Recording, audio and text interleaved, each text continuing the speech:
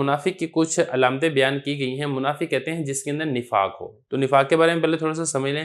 نفاق کہتے ہیں کہ ظاہر کا باطن کے مخالف ہونا، اس کو نفاق کہا جاتا ہے۔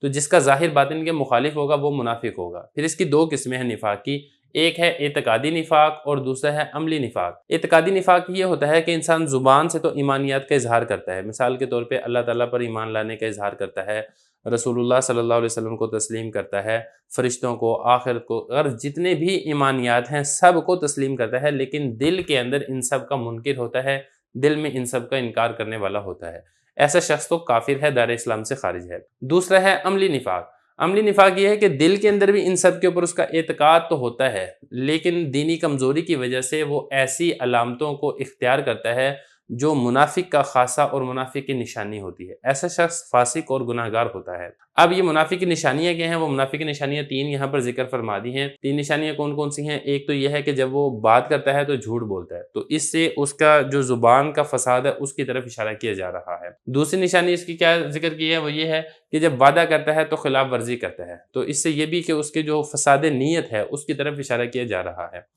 اور تیسرے کیا علامت ذکر کی کہ جب اس کے پاس کوئی امانت رکھوائی جاتی ہے تو وہ امانت کے اندر خیانت کرتا ہے، تو اس کے اندر اس کے جو افعال ہیں ان کے فاسد ہونے کی طرف اشارہ کیا جا رہا ہے۔ تو اصل میں علامہ عینی رحمہ اللہ تعالیٰ فرماتے ہیں کہ اس حدیث کے اندر ایمان والوں کو ڈرایا گیا ہے کہ ان کمزوریوں سے اپنے آپ کو بچانے کا انتہا درجے کا اہتمام کریں، کہیں ایسا نہ ہو کہ وہ منافقین کے اندر داخل ہو جائیں۔